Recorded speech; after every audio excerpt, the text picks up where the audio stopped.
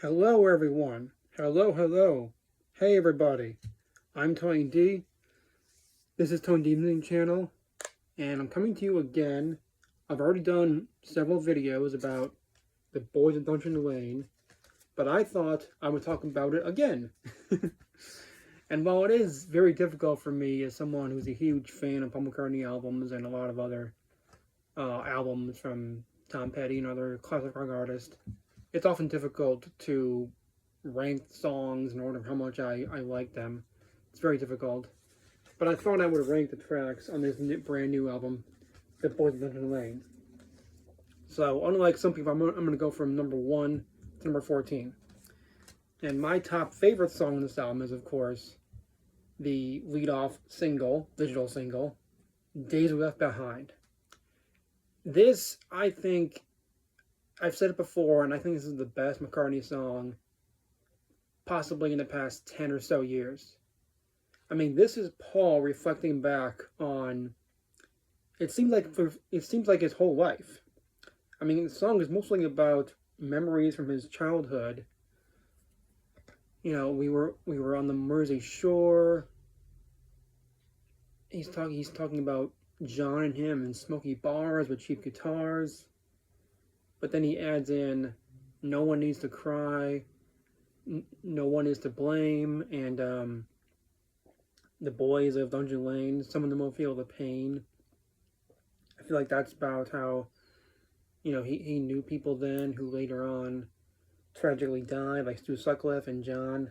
I think that's commenting about all the tragic stuff in his life about John and Stu, and then later on, his own tragedies.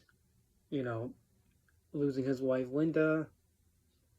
I just think it's Paul's most reflective song. In I don't know how long, maybe 10, 20 years.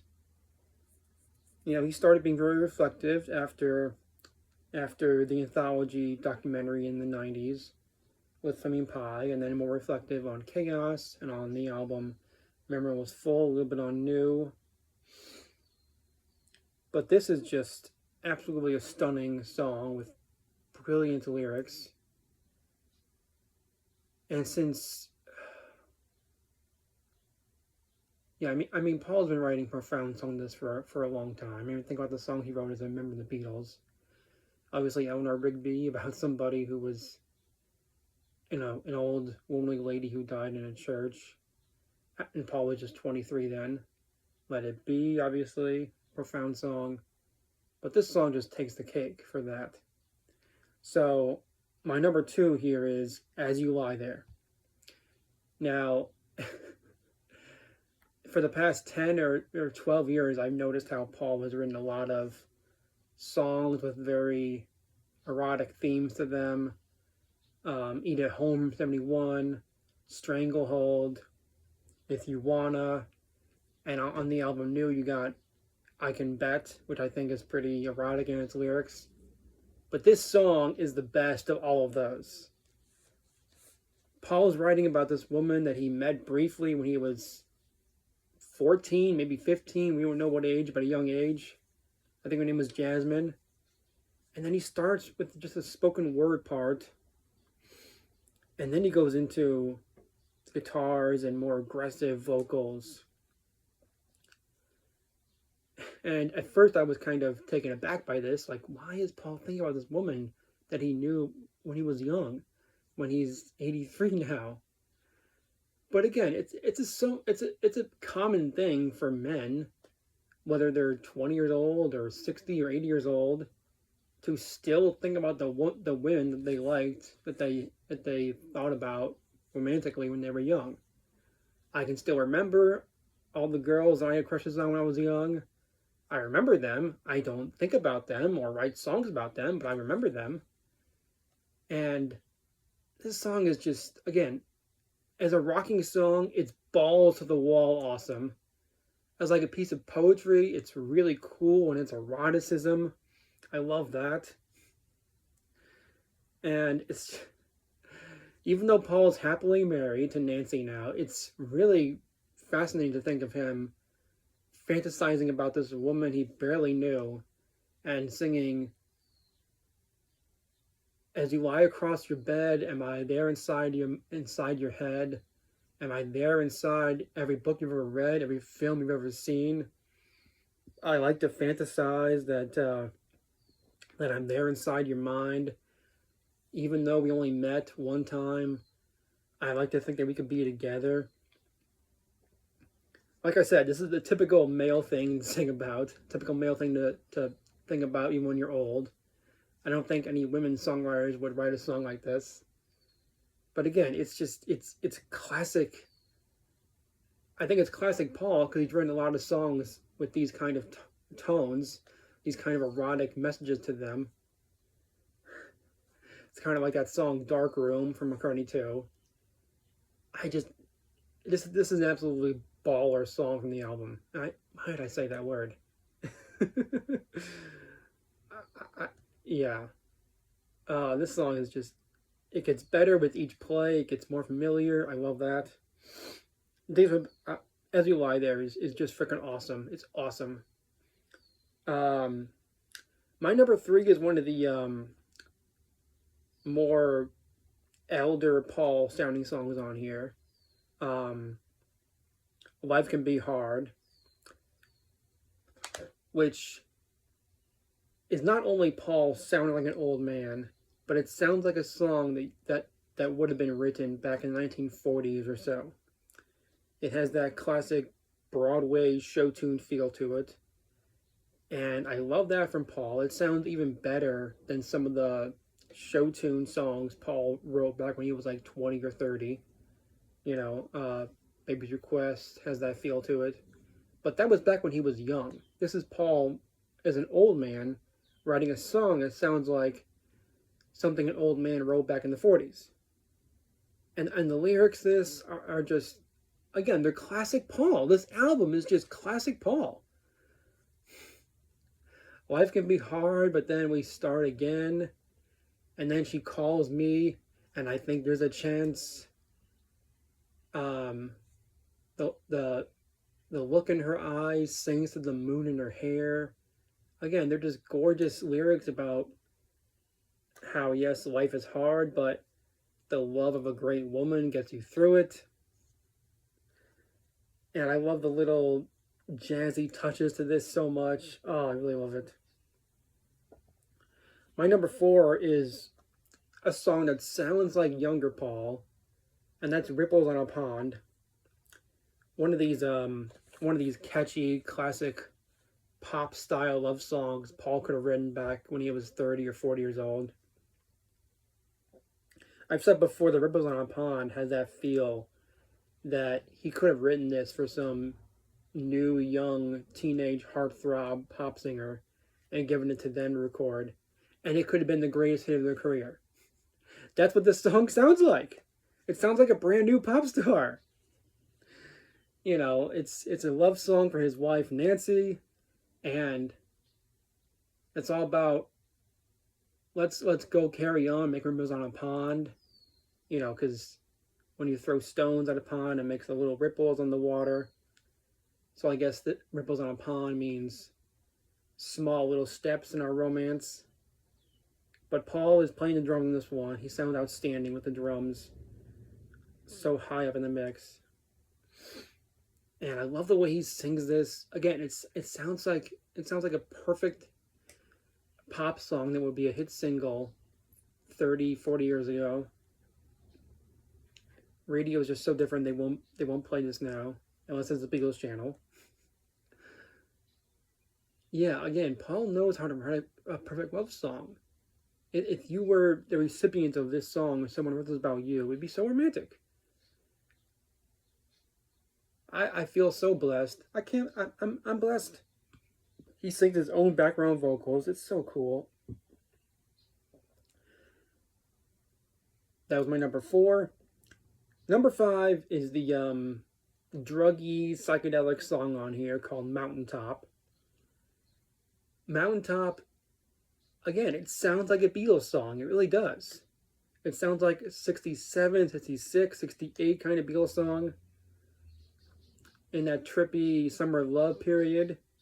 It's all about a woman at a music festival who gets high on magic mushrooms and she's tripping and she's just enjoying everything around her. And some guy asks her, let's go take a bus and then be somewhere all alone.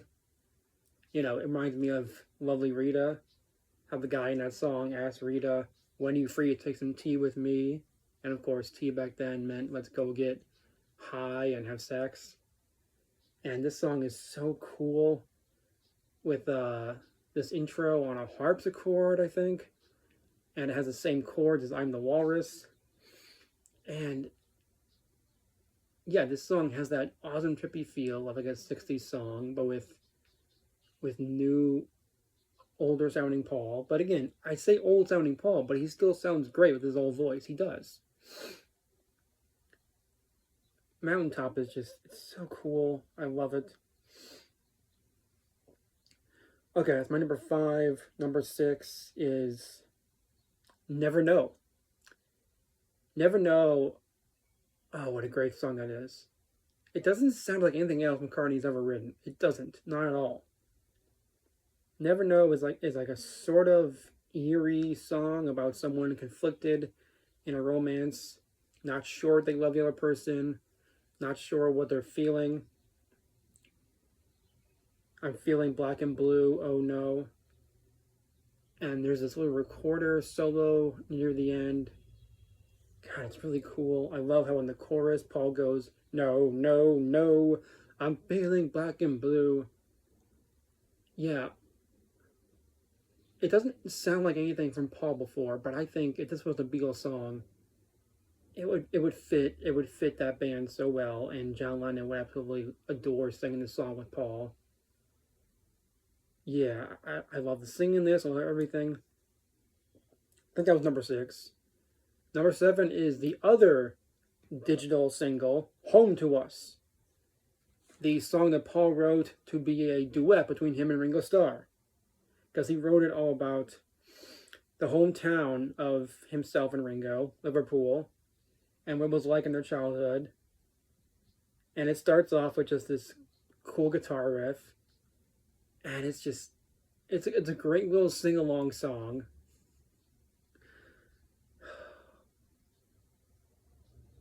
Yeah, the place where they grew up, it was rough, but it was home to us.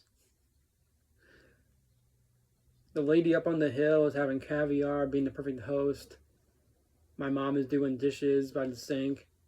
She burned the toast. Again, it's got clever, witty lyrics. It's got lyrics that touch on their childhood and how rough it was in Liverpool. Everything around us is falling down. The world's going to hell. Yeah, it's about post-World War II Liverpool. And Ringo sounds great on this. He's on the drums. He's doing fantastic. And they've got 2 women singers on the background vocals, Chrissie Hynde and someone else. And they're singing the chorus part that goes, we didn't know where the road was going to take us to. I wish they had more to do in this song, though. That's my only complaint. I wish they had more background vocals in this song. But yeah, this is, again, like there were songs in this album, this song will never grow old. I mean, I say that, but it's only been a week and a half of the album. Maybe in 5 months it will grow old, but I don't think so. Yeah, this song is just, again, it's perfect in every way. It really could be one of those TV sitcom theme songs. Anyway, number 8 is Lost Horizon. That's the second track on the album. And I really like it as a story about Paul still remembering this earlier time in his life when he hears a train whistle or a bus. And he also mentions a playground. But all these sounds cause him to remember a memory from much earlier in his life. I think it could possibly be the memory of his life with Linda McCartney. And I do want to say something else. You know, it's so fascinating that in this song, Paul sings about the sound of a train whistle triggering this memory in his head. And, you know, a sound triggering a memory, that's a very common thing with people on the autism spectrum. And I think that could be another sign that Paul is one of those people on the spectrum. But yeah, I really like this song a lot. And in the song, he's singing about how he remembers this earlier part of his life, but then he remembers, you got to live in the moment. You got to make every moment count. And that's a very important lesson, that even though you might think about your past and you might think about it fondly, you got a present right now you need to think about. And you need to make that present count and that moment count. And you do everything to make this moment count right now. And he's done songs with that message before. It's the Raindrops and Don't Stop Running from the Fireman album. The other Beatles did songs with that message too. There's the Ringo song Time with that message, one of my favorite Ringo songs. George Harrison's song Be Here Now has that message. And John's songs Borrowed Time and I'm Stepping Out had that message to me. I really like that one. And then I come to my number 9 on here, We Too. We Too is a very nice, calming song. It's a great love song. It's a song that some people like to theorize could be about John Lennon. I don't think so. It sounds like it could be. But a lot of love songs, Paul will use the word friend, so that's why people think that. But I don't think so. He sings that song about, I dreamed about you last night. Is he dreaming about John? I don't know. I wish I was dreaming about John Lennon, but I'm not. But yeah, We Too is a really, really nice song. And yeah, I love We Too. I want to live for love like other people do. Typical Paul lyrics. Yeah, We Too is great. He's got a calmness to his voice in that song. I really like that. And then it ends with this weird tape loop that sounds like the print on a tape going backwards on a cassette tape. So once again, he's delving into the Beatles stuff, because the Beatles did that on Tomorrow Never Knows. So that's cool. I think it's number 10 now. So number 10 is Come Inside. Yeah, Come Inside, another awesome song. The lyrics of this song are very fascinating. It's a little bit like the song Cloud 9 by George, where he's singing about have my love, it fits you like a glove. And then he's singing these lyrics about I want you to, join my love and all that stuff. This song is a little bit similar to that in its lyrics, but this is way more aggressive than that. In his vocals, it's a real rocker. Come inside my mind. All my life's an open book. Take a look, take a look. I do find it funny that Paul sings, my life's an open book, because there are hundreds of books about his life. And we all pretty much know his life. Yeah, Come Inside is one of those aggressive Wings-style rockers on the album. And it makes for a fun listen. I feel like half of the songs on this album are sort of calm, and then some of them are more like aggressive in terms of the rockiness. Is that a word, rockiness? I don't know. And then he has a few that are sort of in the middle of that. But Come Inside, along with As You Lie There, that fits that mold of being a real Wings-style rocker. Come Inside is awesome. Yeah, so I've got 3 more on here. No, 4 more. Okay. So number 11 is Salesman Saint. That's a song about Paul's dad and his mom growing up in the raising him and his brother in the 40s and 50s. And it's really lovely just how much Paul respects his elders and respects the elders in his family. I've always found that to be such a incredible trait in Paul. Not every person thinks of their parents and their elders in the loving way that Paul does. You know, think of all the songs Paul written about his family members and just elder people in general. Let It Be is about his mom. Put It There is about something his dad told him. Do It Now, If You Want Peace, are quotes that his dad said to him. And, you know, in the song Treat Her Gently, Lonely Old People, it's about a lonely old couple and old people in general. And, you know, Paul is so on punk rock because he does find elder people to be a great poetic source of lyrics, which you wouldn't expect from most rock stars. But I love this about Paul. And of course, in Salesman Saint, the song dedicated to his dad and his mom, you got a little bit of a jazzy big band feel to it with a trumpet and with other brass instruments. And yeah, he's giving people a real great history lesson about what it was like for his mom and dad. Only entertainment for them was piano and radio. They got by with coffee and cigarettes. Hot tea and cigarettes. What am I thinking? But yeah, he paints such a lovely portrait of what it was like for them.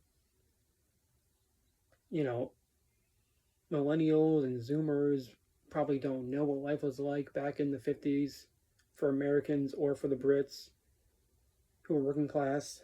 And this song gives a great portrait of that.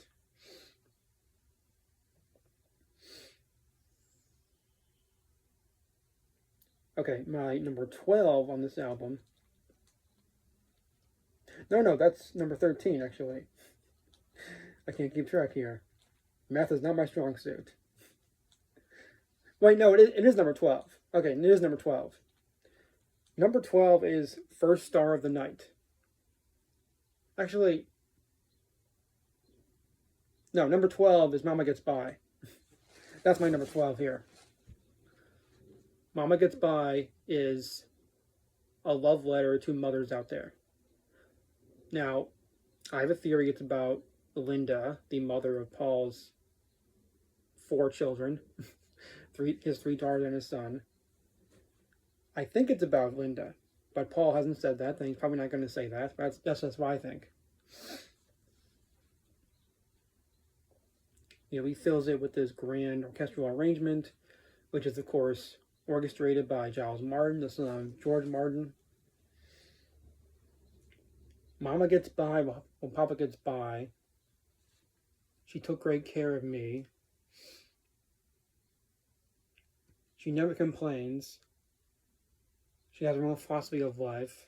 It wasn't too long ago that she agreed to be his wife. Yeah, it's a gorgeous song about possibly Paul's mother of his kids, Linda.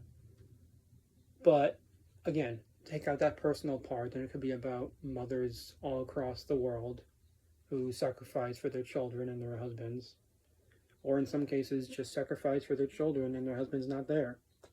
Those women are incredibly important as well. Okay, my 13 on here is First Star of the Night. This is one of those calming songs on the album where it's just about Paul being in Costa Rica and it's raining and he's just like looking up at the stars and thinking about his life and saying he feels a calmness. I know my little world will be all right. It's a lullaby type of song. You know, it reminds me a little bit of the song All Right for Now by Tom Petty from the Film and Fever album, which he wrote as a lullaby to his daughter. This song sounds like a lullaby, sort of. You know, someone trying to remember that everything is going to be okay in their life right before they go off to bed. And it has a very calm, loving feeling to it. It really does. Okay. My number 14 now, last least favorite track on the album. I don't mean that it is bad, I just mean my least favorite. That's, of course, Down South, this song about Paul getting to know George Harrison back when they were young teenagers. And it's about them hitchhiking down south of Liverpool. And, hitchhiking on someone's truck. And then they would just talk about guitars and rock and roll. Two subjects that will never grow old. And the reason why I place this at number 14 on the last is because compared to the rest of the songs on the album, it just seems kind of boring or dull because it's just Paul and acoustic guitar and there isn't that much going on. Whereas other songs on the album I feel like are more fun to listen to. This one's, it doesn't have much going on. If there were background singers or more musicians playing, I would like it more. But I think Paul did it that way as an ode to George. Because George would have liked the song with just acoustic guitar. Maybe that was his thinking. But for me, it's the least enjoyable song on the album. And I can't help but think, if only George was still alive to hear this song, what would he think about it? You know, George and Paul had a very rocky friendship when they were alive. You know, in the Beatles, Paul treated George like an inferior member of the band. He even said in September '69, you know, I didn't think your songs were that good until this year. Are you serious, Paul? You didn't think Taxman was that good? Even though you added that brilliant guitar solo to it? You didn't think that With Him Without You was that good? Or While My Guitar Gently Weeps? Why would you say that, Paul? Again, this is a great song that makes clear how much Paul loved George. But again, compared to the other 13 tracks in the album, it's not that great. But anyway, those are all my thoughts on these 14 tracks and how I would rank them. And this is an incredible, incredible album. So thank you for watching that ranking. Let me know what your favorite tracks in the album are in the comments. And thanks for watching. Hit the like button, subscribe, share this out, leave a comment. Thank you.